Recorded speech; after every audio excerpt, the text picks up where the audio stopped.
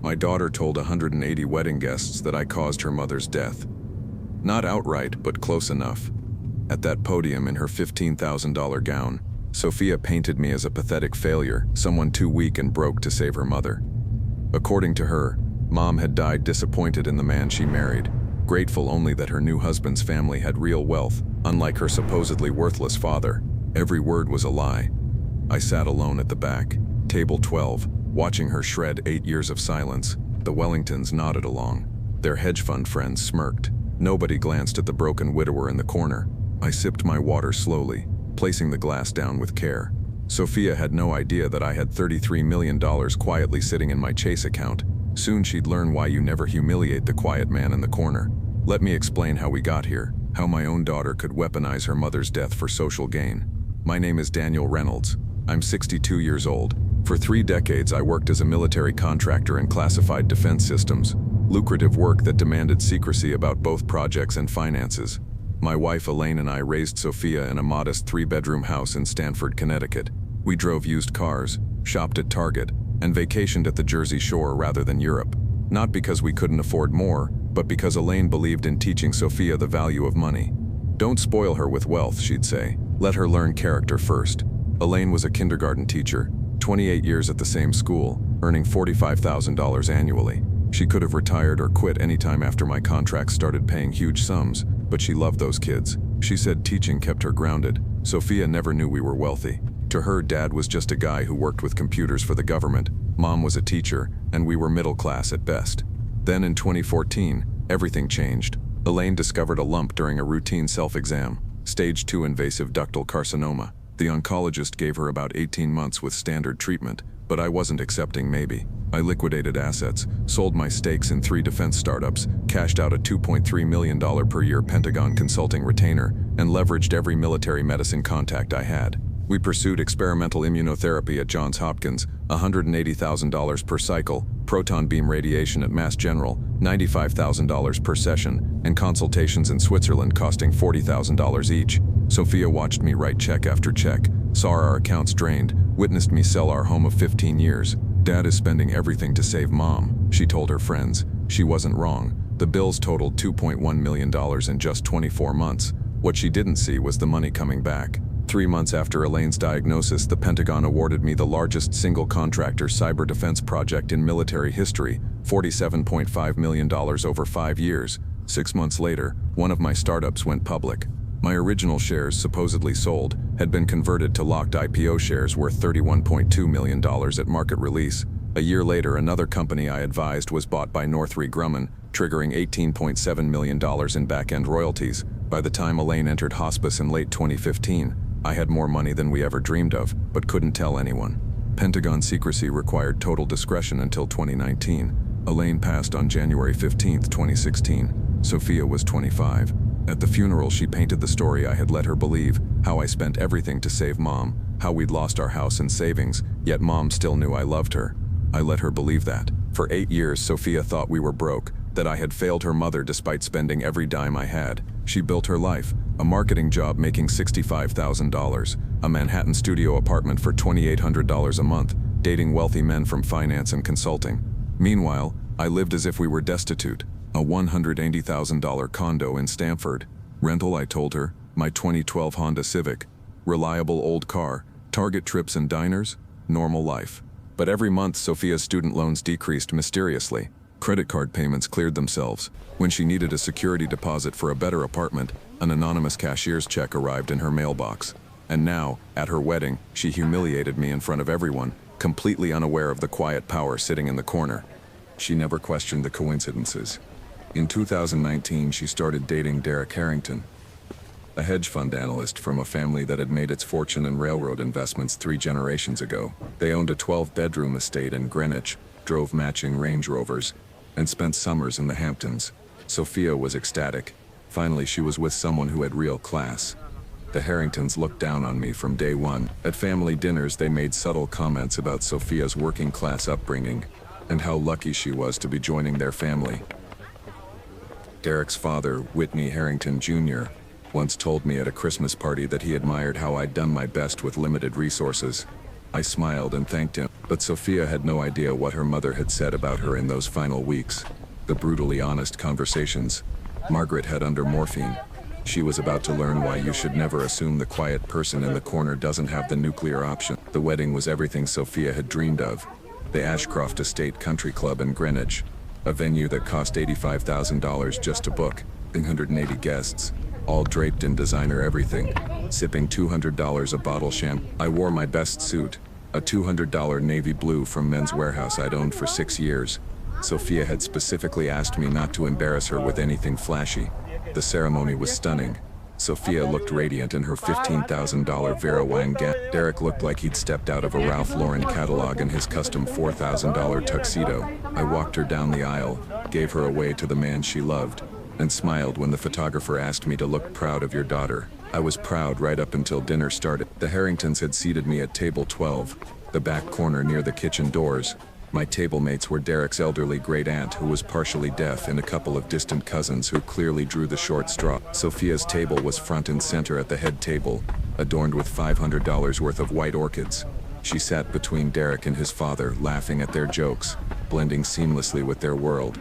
During cocktail hour, I overheard snippets of conversation. Derek's Princeton friends bragging about their summer homes in Martha's Vineyard, hedge fund managers comparing Ferrari collections, investment bankers complaining about $60,000 a year private school tuition. One of Derek's groomsmen asked Sophia how she had escaped her circumstance. She laughed. Good genes and better taste, I guess. But the real show began when Sophia stood to give her speech. She tapped her champagne flute with a silver knife. The room went silent. 180 people turned toward the bride, immaculate in her Good evening, everyone, Sophia began, her voice echoing through the hall. I want to thank you all for being here on the most important day of my life. Applause. Smiles. The usual wedding speech opened. You know, growing up, I never thought I'd end up somewhere like this, married to an incredible man from such an accomplished family, surrounded by all of you amazing people. More applause. I took a slow sip of my water. I had to be honest with them all. My childhood wasn't easy. My father. Sophia paused, her gaze locking on me. My father tried his best, but he never really amounted to anything. The room quieted. A few uncomfortable glances toward my table. After my mother died, she continued. Well, let's just say grief didn't bring out his best qualities. He kind of gave up on life, on success, on providing for his family. I set my water glass down carefully, folding my hands in my lap. I wasn't proud, but yes, there were times I felt embarrassed by his limitations, his working class background, the way he settled for mediocrity instead of striving for more. Derek Harrington's father nodded approvingly. Several family members exchanged knowing looks. I used to lie awake at night wondering what my mother would think if she saw how far he'd fallen after she died, whether she'd be ashamed of the man she married. That cold, sinking feeling hit my chest. Sophia was using Elaine's memory as a weapon against me in front of it, but thankfully, she said, smiling at Derek. I found Derek, and through him I found this family, a family that showed me what real success looks like, what it means to have standards, to accomplish something meaningful. She raised her glass toward the Harrington family table. Whitney, Patricia, thank you for welcoming me into your family, for showing me that it's possible to rise above your circumstances, for proving that breeding and class aren't accidents of birth, but choices we make every day. Standing ovation from half the room, the Harrington. So, here's to new beginnings, to leaving the past behind, to finally having a father figure who actually accomplished something with his life. She smiled at Whitney Harrington Jr., who beamed back at her like she'd just handed him a trophy. And here's to my real father, sitting over there at table 12, who did his best with what he had, even if it wasn't very much. A few people laughed at the pathetic old man in the cheap suit who couldn't even afford a decent table at his own daughter's wedding. Sophia raised her glass one final time, to everyone who helped me become the woman I am today, and to those who showed me exactly what I didn't want to become. She looked directly at me as she said it. The room erupted in applause. Sophia hugged Derek, kissed her new father-in-law on the cheek, basking in the approval of 80 people who now knew exactly what kind of failure had raised her. I sat for 30 seconds, listening to the applause die down, watching my daughter glow with pride at publicly humiliating the man who'd raised her. Then I reached into my jacket pocket. Sophia had no idea what I was carrying, what I had been saving for 8 years, waiting for the right moment to reveal the truth. What I pulled out wasn't a weapon. It was far more dangerous. Elaine's iPhone, the same rose gold iPhone 7 Plus she had used during her final weeks in hospital. The phone I had kept charged for 8 years, unable to delete the last voice memo she recorded 3 days before she died. I'd listened once, the night after her funeral, then locked it away. Too painful to hear. Until tonight. I excused myself from table 12, walked past the dessert station, past the bar where Derek's groomsmen were ordering $50 shots of Macallan, past the photo booth where Sophia posed with her new family. I found a quiet corner near the coat check. Elaine's voice, weak but determined, filled my ear. Daniel, if you're listening to this, it means I'm gone and you're probably thinking about playing the martyr for the rest of your life. Even dying, she knew me too well. I need you to know some things about Sophia.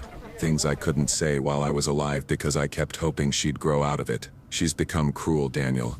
Not just selfish. Cruel. Last week, when the nurse helped me to the bathroom, Sophia asked when I was finally going to die so you could get back to normal life. The words hit like ice water. She told me she was embarrassed to bring friends around because of how pathetic you'd become. She said she wished she'd been born into a different family, a successful family. Elaine's voice grew urgent. I heard her on the phone with that Harrington boy Daniel, laughing about how her working-class father would never fit into their world. She said she was grateful she'd inherited intelligence from my side because your genes were limited. I paused the recording. My hands were shaking. When I pressed play again, Elaine was crying. I'm scared, Daniel, not of dying, but of what she's become. Promise me you won't enable this behavior with money after I'm gone. Promise me you'll make her earn her character the hard way. And if she ever dishonors my memory to make herself look better, to hurt you, then you have my permission to tell her exactly what I thought about the woman she was becoming. The recording ended with a timestamp, January 12, 2016, 11:47 p.m., 3 days before she died. I stood in that corner for 5 minutes, listening to the wedding reception carry on behind me. Sophia's laughter floated over the music. The Harrington family held court at their tables, no doubt still discussing my daughter's inspirational speech about rising above her circumstances. For 8 years, I had honored Elaine's wishes. I'd let Sophia struggle, let her think we were broke, let her build what I believed was character through adversity. Instead, she'd built resentment, and tonight she had crossed the line Elaine had warned me about. She had used her mother's memory as a weapon to gain social approval. I walked back into the reception hall, past the dance floor where Sophia twirled in her $15,000 gown, past the Harrington family table where they were probably planning her seamless integration into their world. I sat at table 12 and opened my phone. Not Elaine's phone, mine.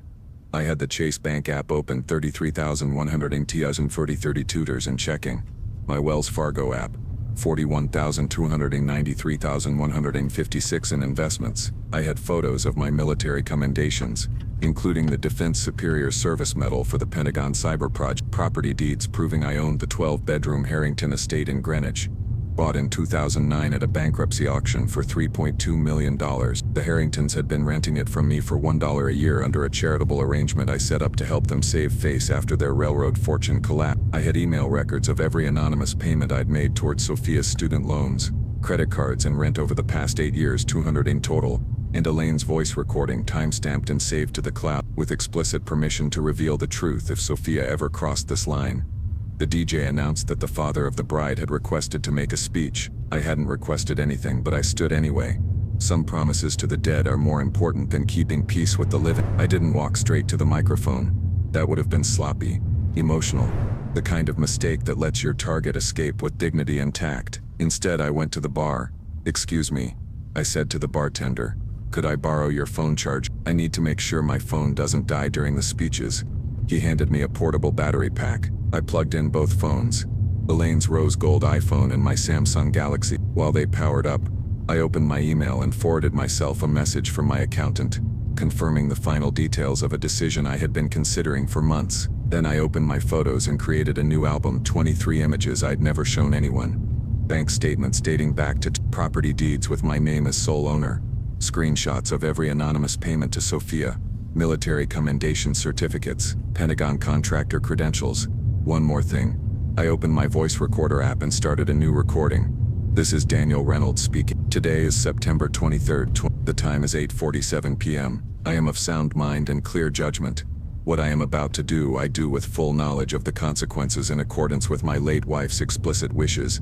and in response to my daughter's public dishonoring of her mother's memory, I saved the timestamp. The DJ was introducing the best man, Derek's Princeton roommate, who told charming stories of bachelor parties in Cabo and investment banking bonuses. I used those 10 minutes to prepare my evidence in the exact order I wanted to present it. Elaine's voice recording cued to the most damaging parts. Chase Bank screenshot cropped to show the balance and date. Property deed proving ownership of the Harrington estate with the $1 per year rental agreement attached. Spreadsheet tracking every anonymous payment I'd made to Sophia.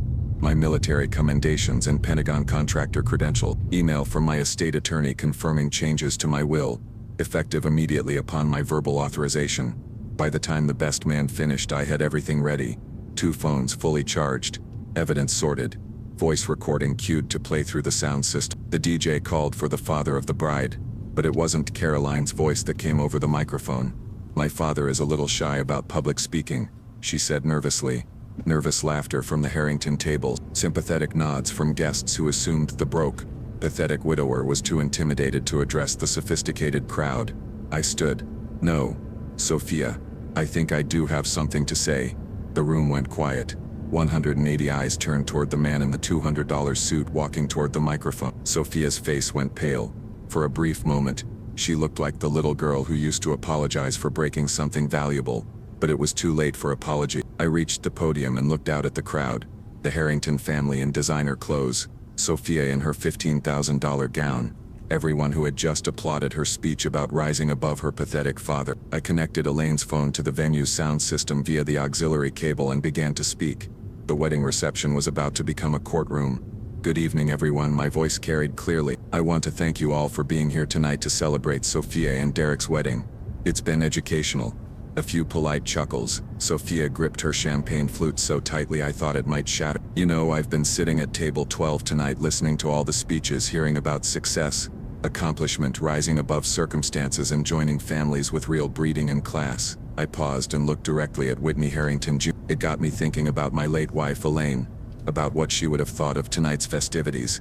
Sophia's eyes darted between me and the exit door. Derek rested his hand on her shoulder, confused, unable to understand why his new father-in-law suddenly seemed so calm and confident. Elaine had been a wonderful woman, a kindergarten teacher who had touched hundreds of young lives over 20. She died 8 years ago after a long battle with cancer. Sympathetic murmurs rippled through the crowd. Several people nodded respectfully. During Elaine's illness, we spent everything we had, trying to save her life. Every penny, Sophia's words had claimed. But now it was time for the truth. Sophia had watched me write check after check to doctors and hospitals. She had seen our savings vanish. She had believed that I had spent myself into poverty out of love. I looked at her again. Her face had gone pale.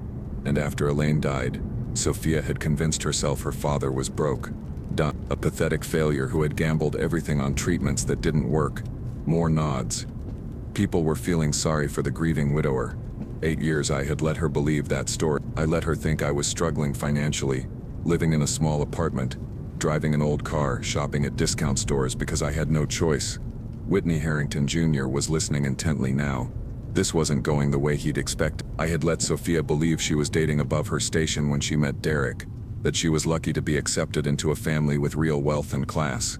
I reached into my jacket pocket and pulled out both phones. But before I continue, I said, I think you all should hear something. A voice recording Elaine made 3 days before she died. Something she asked me to share if certain circumstances ever arose. Sophia stood abrupt. Dad, maybe we should sit down. My voice cut through her, calm but edged with steel. She froze. You just gave a beautiful speech about your mother dying ashamed of the man she married, about how grateful you are to have found a real father figure in Whitney, about leaving the past behind. I held up Elaine's phone. I think it's only fair that everyone hears what your mother actually said about you in her final days. The room went completely silent. You could hear a pin drop. This recording is time-stamped January 12, 2016, 3 days before Elaine Reynolds died. She made it specifically for this moment. Sophia's mouth moved, but no sound came out. After you hear your mother's actual words about the daughter she was leaving behind, I have a few other things to share with you all. Things about success and accomplishment, about class and breeding, about exactly who has been rising above their circumstance. Daniel, if you're listening to this, it means I'm gone, and Sophia has probably crossed the line I warned you about. 180 people went completely silent. The nuclear option had just gone live. Elaine's voice continued, clear and unmistakable. She's become cruel, Daniel. Not just selfish, cruel. Last week when the nurse was helping me to the bathroom, Sophia asked when I was finally going to die so you could get back to normal life. Gasps rippled through the crowd. Sophia's face went from white to green. She told me she was embarrassed to bring friends around because of how pathetic you'd become. She said she wished she'd been born into a different family, a successful family. Guests turned to stare at Sophia. Derek's grip on her shoulder tightened. Elaine's voice grew more urgent. I heard her on the phone with that Harrington boy Daniel, laughing about how her working-class father would never fit into their world. She said she was grateful she inherited her intelligence from my side of the family because your genes were limited. Whitney Harrington Jr.'s face darkened. He stared at Sophia now. Not me. I'm scared, Daniel. Not of dying, but of what she's becoming. Promise me you won't enable this behavior with money after I'm gone. Promise me you'll make her earn her character the hard way. The recording paused. I looked out at 180 silent faces. That was your mother's dying wish, Sophia. That I not spoil you with money. That I let you build character through struggle. I held up my phone, showing the screen to the room. For 8 years I honored that wish. I let you believe we were broke. I watched you work for everything. I hoped you'd develop empathy, humility, the qualities your mother valued. Sophia tried to speak. Dad, I am not finished. My voice cut through her attempt like a blade. Instead, you became exactly what your mother feared. Someone who values wealth over character. Someone who would dishonor the dead for social approval. I opened my Chase Bank app and held the phone high enough for the front tables to see. So let me share a few facts with everyone here tonight. Facts about success and accomplishment. I read from the screen. My current checking account balance is $33,150. The silence was absolute. Not a single breath. My investment portfolio managed by Goldman Sachs is worth $41,293. I pulled out a printed document from my jacket. This is my military service record. I held top secret clearance for 15 years as a Pentagon contractor specializing in cyber defense system. The project I completed in 2019 was the largest single contractor award in military history, $47.5 million. Several Harrington family members were now staring at their plates, but my favorite document, I continued, holding up another paper, is this one. The property deed for the estate at 2047 Meadowbrook Lane, Greenwich, Connecticut. Whitney Harrington Jr. went completely pale. It's the Harrington family's ancestral home, the 12-bedroom mansion where you've lived for 4 generations, except you don't own it. I do. I bought it in 2009 when your railroad fortune collapsed. You've been renting it from me for $1 per year under a charitable arrangement designed to help you save face. Patricia Harrington made a choking sound. The property is currently valued at $8.2 million. Taxes, which I pay, are $63,000. Maintenance, which I cover, runs about $40,000 per year. I turned back to Sophia. Would you like to know what else I've been paying for? She was crying now. Mascara streaked down her cheeks. I pulled out my phone again and opened a spreadsheet. Your student loan payments, anonymous cashier's checks totaling $87,000 over 6 years. Your credit card payments when you maxed them out. Your apartment security deposits and rent assistance, $91,000. Your car payments, insurance and maintenance for that BMW X5, $26,000. Total financial assistance to Sophia Reynolds over 8 years, $247,000. The numbers hung in the air like a weight. Accusations in ink and pixels. Every month I let you struggle just enough to think you were earning your way.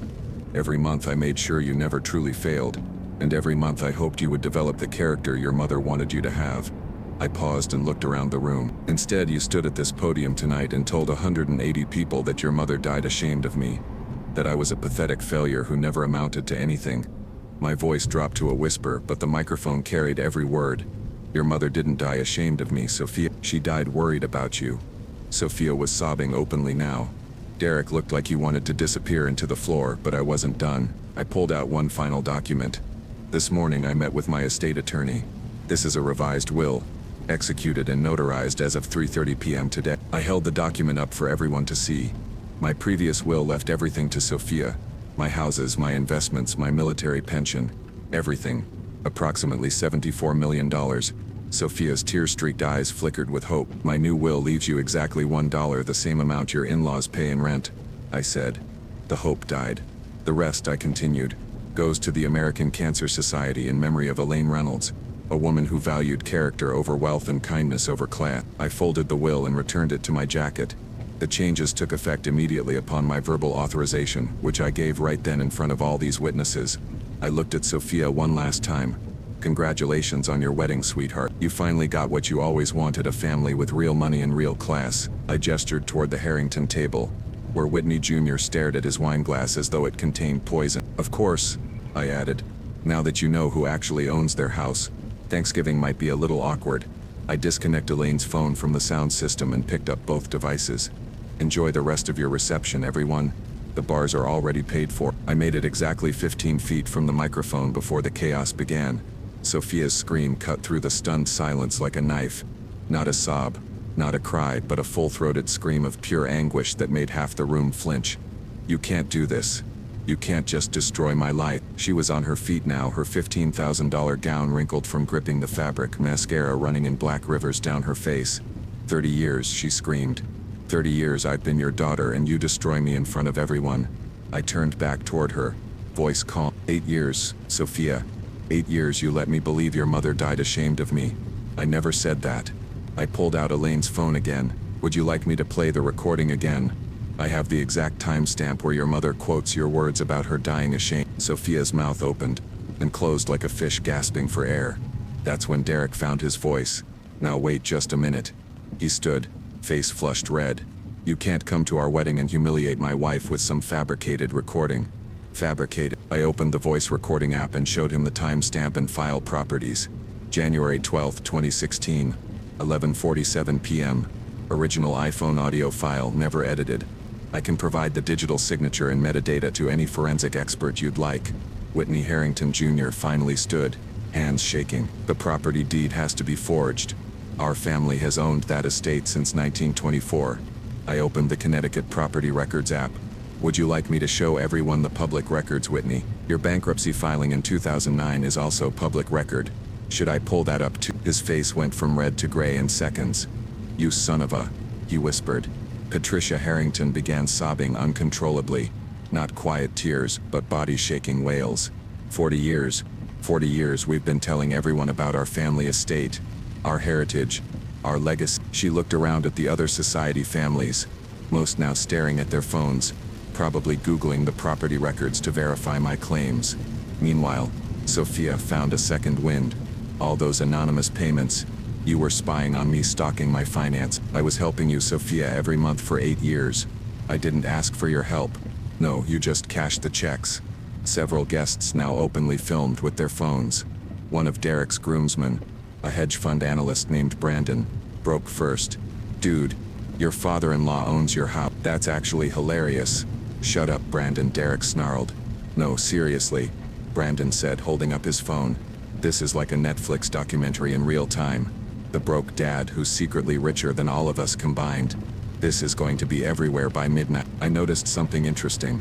The non-Harrington guests, people who weren't part of the old money crowd, were starting to smile. A woman at table 6 stood and began clapping. Then table 3 joined. Within 30 seconds, about half the reception hall was applauding, the half that had just witnessed the ultimate underdog victory. The Harringtons looked mortified. Their friends from the yacht and country clubs frantically texted, probably figuring out how fast they could distance themselves from this social catastrophe. Sophia noticed the applause and completely lost what was left of her composure. Stop clapping. This isn't fun. He just destroyed my entire family. She turned to me with pure hatred in her eyes. I hope you're happy, Dad. I hope this was worth it. It was, Sophia, I said, calm, controlled. Your mother made me promise to set boundaries if you ever crossed certain lines. Tonight you crossed the biggest one, using her memory as a weapon against the man who loved her most. That shut her up. Derek was now on his phone, probably calling lawyers or financial advisors. Whitney Harrington Jr. had collapsed back into his chair, staring at nothing. Patricia Harrington was still crying into her napkin. The DJ, clearly out of his depth, asked if anyone wanted to request a song. Brandon shouted, "Play Money Can't Buy Me Love" by the Beatles. Half the room laughed. Sophia screamed again. I decided it was time to leave. I walked toward the exit, past tables full of people either applauding, filming, or sitting in stunned silence. As I reached the door, Sophia's voice rang out one last time. Don't you dare walk away from me. We're not done. I turned back and looked at her across the reception hall. My daughter, in her beautiful gown, stood amid the ruins of her new family's reputation. Yes, Sophia, we are. I stepped into the cool Connecticut night, leaving behind 8 years of silence and 33 years of fatherhood. The valet handed me the keys to my 2012 Honda Civic. I tipped him $20 and drove home to my modest condo. But the real consequences were only beginning. I thought I was done. I thought walking out of that reception hall had ended everything. I was wrong. At 11:30 p.m. my phone rang. "Sophia," I answered. "Dad, please. We need to talk." Her voice was different now. Quieter. Smaller. The arrogance was gone, replaced by something that sounded almost like the little girl I'd raised. "There's nothing left to talk about, Sophia. Please, just 5 minutes. I'm in the parking lot of your condo complex." I glanced out my window. Sure enough, there was a black BMW X5 parked under the streetlight, the one I'd been making payments on for 3 years. Against my better judgment, I went downstairs. Sophia was leaning against the car, still in her wedding dress. Her makeup was gone. Her hair had fallen from its elaborate style, and she looked like she'd aged 10 years in 3 hours. "The reception ended at 9:45, she said without looking at me. "Half the guests left after your speech. The other half stayed to film the Harrington family meltdown." I didn't respond. Reginald's parents are talking about annulment. They're saying I committed fraud by not disclosing my family's true financial status. Like being rich is something you have to warn people about. She laughed, a bitter sound that didn't reach her eye. "You want to know the really funny part?" she continued. "Reginald is more angry about the money than the humiliation. He spent 2 years telling his friends he was marrying down for love. Turns out he was marrying up the whole time." "Sophia, no, let me finish." She finally looked at me, and for the first time in 8 years I saw Elaine in her eyes. "I listened to Mom's recording again. Reginald filmed your whole speech on his phone. I've watched it 6 times now." She wiped her nose with the back of her hand. "She was right about me, wasn't she? About what I was becoming." For a fleeting moment I felt hope. Maybe this was the breakthrough Elaine had wanted. Maybe losing everything would finally teach Sophia the lessons that wealth couldn't. But then her expression hardened. "That doesn't make what you did tonight okay. You humiliated me in front of everyone I know. You destroyed my marriage before it even started. You made me look like a fool. You made yourself look like a fool, Sophia. I just provided the evidence," I said calmly. "Evidence you gathered by lying to me for 8 years. Her voice rose again. "Do you have any idea what this is going to do to my career? To my social life? By tomorrow morning, everyone in Greenwich will know that Sophia Reynolds' father owns the Harrington estate. That everything I've built for myself was funded by anonymous daddy money. Maybe that's something you should have considered before giving that speech. I was trying to fit in. I was trying to show them I belonged by throwing your mother's memory under the bus." That stopped her cold. We stood in silence for 30 seconds. The only sound was a distant police siren somewhere in Stamford. Finally, Sophia spoke again, her voice ice cold. "I want you to know that I will never forgive you for this. Never." "I understand," I replied. "I'm going to contest the will. I'll hire the best lawyers in Connecticut and prove you were mentally incompetent when you changed it." The will had been reviewed by 3 separate attorneys and a psychiatrist, Sophia, all of whom could testify that I was completely rational and acting on decisions my late wife and I had carefully planned years in advance. Her face fell as she realized I had prepared for this contingency too. "You really thought of everything, didn't you?" she said. "Your mother and I discussed this scenario extensively before she passed," I replied. "We both hoped it would never happen." Sophia stared at me for a long moment. Then she got back in her BMW. Before driving off, she rolled down the window. "You know the worst part, Dad? I actually loved you. Despite everything, despite being embarrassed by you, despite thinking you were a failure, I still loved you. But after tonight, you're dead to me, just like Mom." The BMW disappeared into the night, leaving me standing alone under a streetlight in the nearly empty parking lot. I went back upstairs to my small condo, made myself a cup of coffee, sank into my recliner and thought about Elaine, about the promise I'd made to her 8 years ago, about the choice between enabling Sophia's cruelty and honoring a dead woman's final wishes. At 12:47, my phone buzzed with a news alert. "Wedding reception revenge goes viral.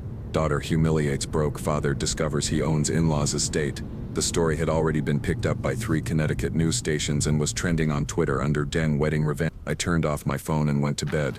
Some lessons I thought are worth 7. 6 months later, I sat in my financial advisor's office signing the final paperwork for the largest charitable donation in Connecticut cancer research history, $73.9 million to the American Cancer Society in memory of Elaine Reynolds. The remaining $100,000 would be mine, enough to live comfortably in my small condo for the rest of my life. "Are you absolutely certain about this, Daniel?" my advisor asked. "This is irreversible." I've never been more certain of anything, I replied. The news coverage faded after about 2 weeks, but the social consequences for the Harrington family lasted far longer. Whitman Harrington lost memberships at 3 different country clubs. Patricia Harrington's bridge club quietly asked her to step down from the charity board she'd chaired for 12 years. Reginald filed for annulment exactly 37 days after the wedding, citing fraudulent misrepresentation of family financial status. Sophia didn't contest it. Hard to argue fraud when the entire confrontation had been recorded and posted online. The video now has 2.3 million views. Sophia moved to Portland, Oregon and got a job at a small marketing firm that probably didn't Google her name before hiring her. She changed her social media accounts to private and deleted most of her wedding photos. She has never contacted me again. The Harringtons still live in my house. I haven't raised their rent from what. Patricia Harrington sent me a handwritten note 3 months ago apologizing for their treatment of me and asking if we could find a way forward.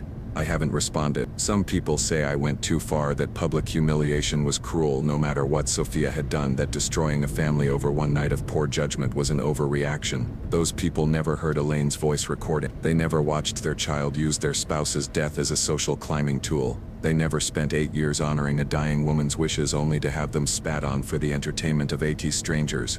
I sleep well at night. The Cancer Research Foundation sends me quarterly reports on how the money is being used, clinical trials for new treatments, support programs for families like mine who watch someone they love fight an unwinnable battle. Last month they sent me a photo from their latest fundraising gala. The banner read, "The Elaine Reynolds Memorial Research Wing." Elaine would have loved that. She always said the best revenge against death was helping others live. I keep her rose gold iPhone charged on my nightstand. Sometimes late at night I play her voice memos. Not the ones from her final weeks, but the happy ones. The ones where she laughed with Sophia after school. The ones where she planned Sophia's future. She never got to see how that future turned out. Perhaps that was for the best. If you enjoyed this story, there are more like it in my playlist. Sometimes the quiet person in the corner has more power than anyone realizes, and sometimes the most expensive lessons are the ones worth learning.